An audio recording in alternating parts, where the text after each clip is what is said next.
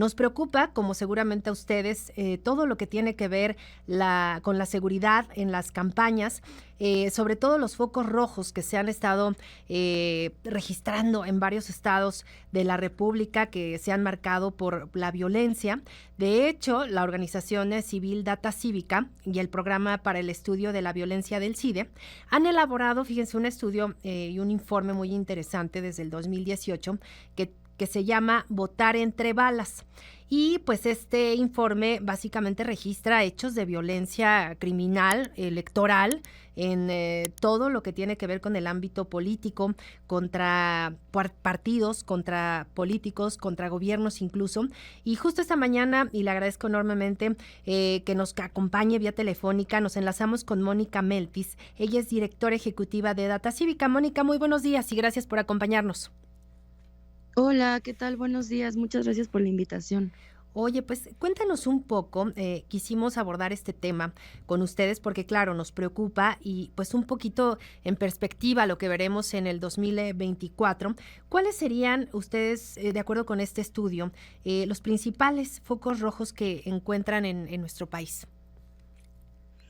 Claro que sí, Sheila. Pues mira, te comento, así como mencionas, efectivamente hemos estado documentando este tipo de violencia desde hace ya algunos meses y lo que vemos es que, pues, un poco el panorama que se viene en términos de violencia criminal electoral, pues el próximo año es bastante fuerte, ¿no? Lo que Ujú, vemos es que ha habido un aumento paulatino en este tipo de violencia, que es una violencia dirigida sobre todo a personas candidatas ujú. que están contendiendo por algún cargo público.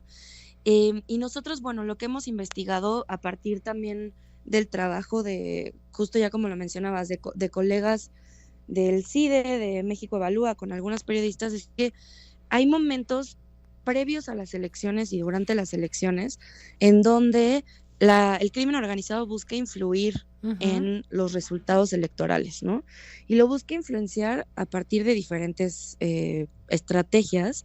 Una de ellas efectivamente tiene que ver con una cosa de ejercer violencia directa contra de los candidatos y candidatas. Y también lo que hemos documentado es que esta violencia no está solamente dirigida a candidatos y candidatas, sino que también está dirigida a personas funcionarias públicas, ¿no? Ujú. Y bueno, en términos de focos rojos, pues justamente el estado de Guerrero es el principal, bueno, el estado en donde más violencia criminal electoral hemos documentado. Vemos también, pues bueno, hace unos días el asesinato, pues lamentable del gobernador de Acapulco, ¿no? Y bueno, también hace unos meses también hubo un atentado en contra del gobernador municipal de Coyuca de Benítez, ¿no? Y entonces, pues es un contexto muy complejo en el cual hay mucha violencia que se está ejerciendo a ciertos candidatos, ¿no? Ujú. También otro estado importante en donde se ha ejercido este tipo de violencia es Veracruz, Guanajuato, Jalisco, Michoacán, ¿no? Entonces, pues eso, los focos están ahí y creo que la pregunta ahorita es cómo hacer frente a este tipo de violencia pues hemos visto que no solamente está supeditada al momento exacto de las elecciones, sino que se adelanta, ¿no? Bastante ahorita en las precandidaturas. Totalmente. Y creo que también un asunto que preocupa muchísimo es la intervención del dinero del crimen organizado, del narco, y pues se ha hablado ampliamente del tema, justo en las campañas electorales.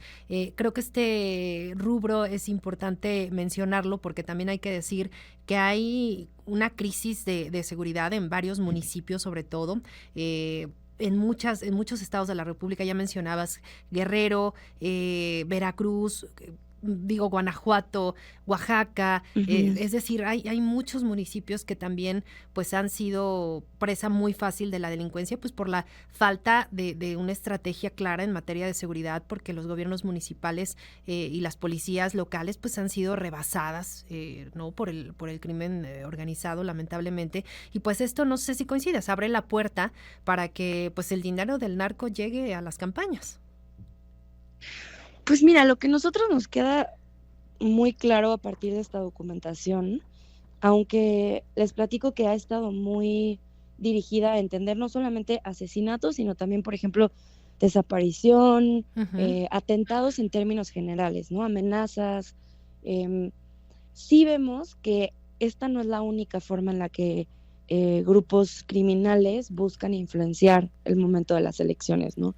Por supuesto que, así como mencionas, pues hay un tema también de presupuestal, hay un tema bueno, de los recursos, ¿no? De cómo se financian las campañas, e incluso hay formas también, em, el mero día de las elecciones en donde donde se busca influenciar. Entonces, efectivamente, el crimen organizado tiene distintas formas de influenciar, y creo que la pregunta aquí importante para todos es cómo es que esto afecta, o sea, si es que esto tiene un efecto en los resultados de las elecciones, pero también cuáles son en términos de la calidad de la democracia, o sea, es decir, ¿qué pasa en Ujú. un municipio después de que hay una intervención del crimen o de los grupos delictivos organizados en las elecciones, ¿no? O sea, ¿cómo se ve afectada la calidad de la democracia a nivel local?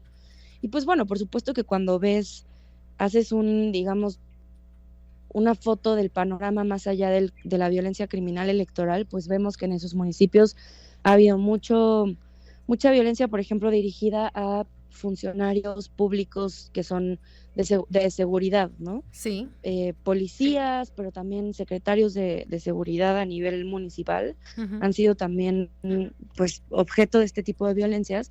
Y también eso nos ha pues el tipo de influencia que busca ejercer los grupos criminales, ¿no? En Claro. términos de, eh, pues sí, sí hay una intención de influenciar la vida pública a nivel municipal para, pues, cambiar, digamos, o tener un efecto para las actividades delictivas que ellos llevan a cabo, ¿no? Entonces, creo que pensar incluso esto como una estrategia puramente electoral, nosotros lo hemos documentado desde ese lugar, pero también nos hemos dado cuenta que este tipo de violencia no solamente existe o se ejerce durante las elecciones, sino también previo y después de las elecciones. O sea, es decir, se busca tener un efecto, influenciar en la vida pública de una localidad. ¿Y también crees que esto pueda influir precisamente el día de las elecciones en generar pues de alguna manera miedo, incertidumbre entre la población y que pues esto desaliente pues las ganas de salir a votar, ¿no? Que en muchos municipios pues sí hay gente que definitivamente dice yo no me voy a ir a exponer, ¿no? Ya obviamente en casos Claro. extremos donde sí hay una influencia muy importante de grupos del crimen organizado, pero también el asunto, pues sí, de restar, pues esta confianza, digamos, en el electorado. Pues definitivamente esa puede ser una de los efectos. Creo que en términos generales, digo, ya veremos en estas elecciones que además pues son las elecciones concurrentes más grandes pues, que ha habido en la historia, ¿no? Entonces eso, pues por supuesto que aumenta el grado em, pues de violencia que está sucediendo en este contexto, y pues en efecto puede ser que esto genere pues cierta desconfianza pues sí, a quienes salimos a votar durante las elecciones. Creo que dado que nosotras hemos documentado esto solamente en los últimos años, Ujú. y no hemos abarcado elecciones de este tamaño, pues no hemos tenido la oportunidad de ver ese efecto. Por supuesto que estaremos documentando ese día desde Data Cívica y con otros colegas, y pues bueno, esperemos que acciones que puedan llevarse a cabo, ¿no? Por supuesto que también creo que aquí lo que nos parece importante también es cómo acercamos esta información para que sea útil para prevenir o para tomar ciertas acciones desde las instituciones encargadas de estos procesos y de seguridad para garantizar la seguridad de las personas que salen a votar, ¿no? Así es, y también pues el generar confianza en pues en los propios candidatos y candidatas, sobre todo a cargos de elección popular pues a nivel municipal, ¿no? Como regidores, obviamente presidentes municipales, digamos que cargos que no son pues a nivel nacional, digamos, tan relevantes o que se les pueda poner tanto en agenda, digamos, pero pues que internamente en los estados, en obviamente las regiones donde son muy, muy conocidos, pues también hemos visto muchos casos donde ellos mismos, donde propios gobernantes pues tienen que de alguna manera pues hacerse para atrás, ¿no? No ejercer como Ujú. tal su gobierno pues ante amenazas, ¿no? Principalmente pues de grupos delictivos y pues dejar de ejercer esa labor y ese papel de gobierno. Claro, sí, y de hecho creo que una de las cosas también que, pues, que documentamos es precisamente, no solamente, como te mencionabas, personas que están siendo candidatas, sino también, por ejemplo, sus familiares, ¿no? Claro. Si ha habido alguna amenaza o algún atentado en contra, ya no directa de las personas candidatas, sino directamente a familiares, que esto es una cosa que antes no veíamos Mm, y que hemos empezado a observar, sobre todo en casos en donde las personas candidatas son mujeres, ¿no? Entonces justo. se utiliza esta estrategia, digamos, de amedrentar o de amenazar a familiares o de atentar en contra de familiares.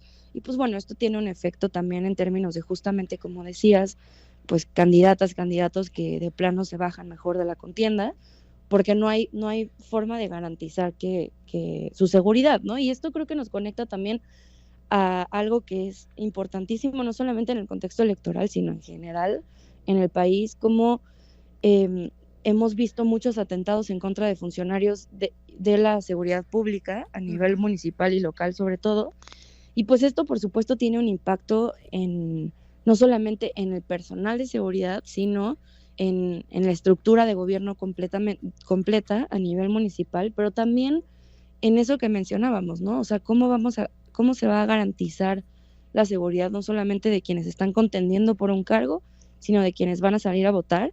Y creo que hay una reflexión ahí que es muy importante que no sé si se ha tenido con suficiente fuerza relacionada con el papel de la seguridad pública, de las fuerzas de seguridad pública a nivel local, ¿no? O sea, ¿cómo pueden estas fuerzas de seguridad pública garantizar que pueden las personas salir a votar de forma segura si están en unas condiciones, digamos, de precariedad pues muy fuertes, ¿no? De un desmantelamiento de las policías a nivel municipal y local que pues nos pone frente a un escenario en el que se vislumbra todavía más complejo poder garantizar pues estas condiciones de seguridad para las personas candidatas en este contexto electoral. Claro, y fíjate que ahora que tocabas un punto muy importante, me parece, y te lo quiero preguntar, si han notado un incremento de la violencia política en razón de género, porque se ha empezado a documentar cada vez más y muchas mujeres también han salido a alzar la voz y poner un alto y a interponer denuncias en las autoridades correspondientes sobre violencia política en razón de género. ¿Ustedes cómo han visto este asunto en particular? Pues sí hemos visto un aumento en la violencia en este contexto hacia las mujeres, ¿no? Creo que, digo, para mencionarte algunos datos, ahorita que hablábamos, por ejemplo, de los familiares, ¿no? Contabilizamos 16 mujeres que fueron asesinadas por ser familiares de una persona que se desempeñaba en el ámbito público, ¿no? Ujú. De 2018 a 2023.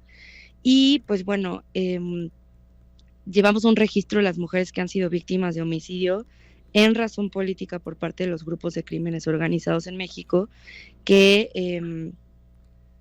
es de 46 mujeres que se desempeñaban en la política y que fueron asesinadas presuntamente por grupos de la delincuencia organizada. Eh, y esto es sin contar mujeres dentro del ámbito de seguridad pública, o sea, sin contar mujeres policías, por ejemplo, ¿no? Ujú, ujú.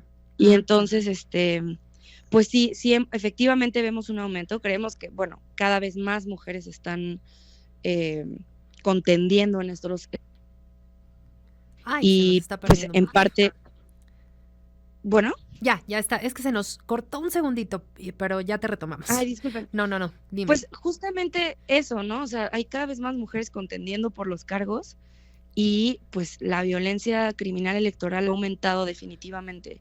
Este año estamos cerrando como el año más violento que hemos documentado nosotras desde 2008 y pues bueno, nos gustaría estar equivocadas, pero pues todo parece indicar que el próximo año va a ser un año pues violento en el contexto electoral y pues con muchas cosas que definir, con más mujeres que están contendiendo por cargos públicos. Por supuesto que esto tiene también un efecto en la violencia que se vive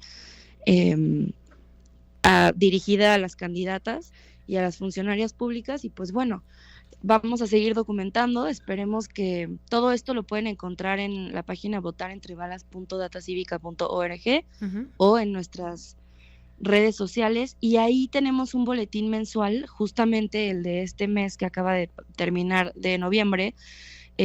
Hicimos un análisis con la perspectiva de género, porque pues efectivamente hay muchos lugares en donde ha habido mujeres asesinadas candidatas, pero no solamente candidatas, sino por ejemplo también funcionarias públicas como policías, ¿no? Y pues bueno, los lugares en donde más ha sucedido esto es Guanajuato, Guerrero, Oaxaca y Veracruz, ¿no? Entonces, pues efectivamente vemos un aumento de este tipo de violencias, y pues estaremos pendientes para seguirlas documentando en lo que, pues ya oficialmente ahora con las pre-campañas arrancadas, y pues bueno, lo que vendrá el próximo año. Y que también yo creo que ese es un elemento muy importante de destacar. El proceso tan adelantado pues abrió la puerta a un montón de posibilidades de ejercer violencias, ¿no? Veíamos en las contiendas internas de los partidos y de las alianzas también, pues incluso hasta mucha polarización, ¿no? Más de la que ya tiene el país, pero digamos que se adelantó tanto este proceso que también en los municipios, en las comunidades rurales incluso, pues empezó a abordar muy temprano este tema electoral, y pues esto generó también, no sé si coinciden, pero generó también pues mucho más preocupación, digamos, de lo que pudiera ocurrir, porque pues el proceso se extenderá pues más de un año prácticamente, ¿no? Ya desde cuando empezó todo digamos, esta efervescencia política electoral. Así es, pues no solamente eso, también algo que es muy pues indicativo del tipo de violencia que estamos pudiendo documentar, es que normalmente cuando hay un proceso electoral, hay, digamos, se puede observar un pico, o nosotros hemos podido observar un pico en la violencia durante esas semanas, ¿no? Cercanas a las elecciones. Sin embargo, luego disminuye ese pico, acabando las elecciones unas semanas después, y se queda un poco estable. A diferencia de este año, lo que hemos podido observar es que acabando las elecciones que hubo en 2024, específicamente el Estado de México, de Coahuila, por ejemplo, después de este periodo, en lugar de observar que hubo un pico y después una disminución, vemos que ya se quedó como conectado con esta ola que comienza o que comenzaba a partir del inicio de las precampañas y del periodo tan adelantado electoral, ¿no? Entonces, pues sí creemos que definitivamente hay muchos factores que influyen en esto, ¿no? El hecho de que el próximo año, por ejemplo, las elecciones sean concurrentes en tantos estados, a tantos niveles, pues por supuesto que aumenta el grado de complejidad para la violencia que hemos estado documentando, que probablemente vendrá, pero también incluso como estado, en términos de cómo garantizar la seguridad de forma concurrente en tantos lugares, ¿no? Al mismo tiempo. Claro. Entonces, creo que definitivamente vemos particularidades de este periodo electoral que comienza, como bien mencionas, de forma adelantada, y que pues sí vemos en los datos que no hay, digamos, ya una disminución, no observamos una disminución de la violencia como la habíamos estado observando en otros momentos de elecciones, sino que por el contrario vemos que ya se juntó, digamos, como la colita de la violencia de las elecciones anteriores con lo que está comenzando, ¿no? Entonces, pues otra vez esperamos que estemos en una equivocación, pero bueno, todo parece indicar que van a ser elecciones pues sumamente complejas, pues sí, con muchos procesos violentos, ¿no? Y que definitivamente tenemos que seguirlo documentando, pero también tenemos que acercar esta información preguntando sobre todo a las instituciones cuáles son las estrategias para hacer frente a esto, ¿no? Porque creo que hasta ahora mucho de esto se ha llevado como una preocupación desde los partidos políticos y no se ha visto como un problema de Estado, ¿no? En realidad no hay una distinción de este tipo de violencia por los partidos políticos, ¿no? Sino que más bien responde a una lógica totalmente de influenciar la vida democrática de una localidad o de un municipio, de un estado.